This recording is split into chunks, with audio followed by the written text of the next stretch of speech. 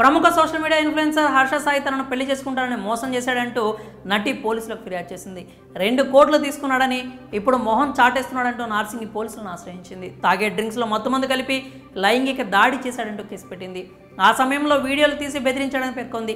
Case నమోదు చేసిన పోలీసులు పలు సెక్షన్ల కింద ఎఫ్ఐఆర్ నమోదు చేశారు. నటి ఫిర్యాదు చేసి 10 రోజులు అవుతున్నా ఈ యూట్యూబర్ను పట్టుకోలేకపోయారు పోలీసులు. అతడి కోసం గాలింపు చర్యలు చేపడుతూనే ఉన్నారు. కానీ చిక్కడు దొరకడులా తప్పించుకుని తిరుగుతున్నాడు హర్ష సాయి. విదేశాలకు ఫ్యామిలీ మొత్తం పరారయ్యిందన్న వార్తలు వినిపిస్తున్నాయి. ఇదిలా ఉంటే బాధితురాలు మరోసారి పోలీసులను ఆశ్రయించింది.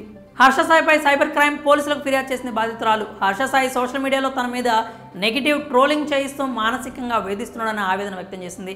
తనను టార్గెట్ చేస్తూ కొంతమంది ట్రోలింగ్ చేస్తున్నారని ఆరోపించింది. ఉద్దేశపూర్వకంగా ట్రోల్ చేస్తున్న వారి వెనుక హర్ష సాయి ఉన్నాడని, వెంటనే అతడిపై చర్యలు తీసుకోవాలంటూ నటి ఫిర్యాదులో కోరింది. అందుకు సంబంధించిన పలు సోషల్ మీడియా అకౌంట్ల స్క్రీన్ షాట్స్ను పోలీసులకు అందించింది. ఆమె ఫిర్యాదు స్వీకరించిన సైబర్ క్రైమ్ పోలీసులు యూట్యూబర్పై కేసు నమోదు చేశారు.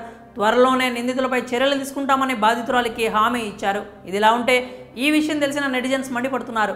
చేసిందే తప్పైతే ఇప్పుడు మళ్ళీ ఆమెపై ట్రోల్ చేయించడమే ఏంటని ప్రశ్నిస్తున్నారు. హర్ష సాయి నువ్వు మారవా అంటూ ప్రశ్నిస్తున్నారు.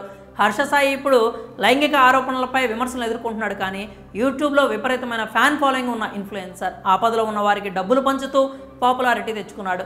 ఇదే క్రమంలో నెగిటివిటీని కూడా మూటగట్టుకున్నాడు. బెట్టింగ్ యాప్స్ ప్రమోట్ చేస్తున్నాడని, ఆ డబ్బుతోనే ప్రజలకు సాయం చేస్తున్నాడంటూ విమర్శలు మొదలయ్యాయి. అంతలోనే మాజీ బిగ్ బాస్ కంటెస్టెంట్ నటి తనను మోసం చేశాడంటూ పోలీసులను ఆశ్రయించింది.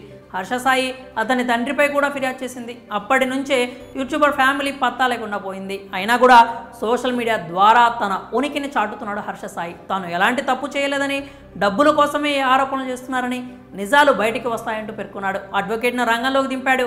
ఇటు పోలీసులు అయితే కేసు నమోదు చేశారు. కానీ హర్ష సాయిని పట్టుకోలేకపోయారు.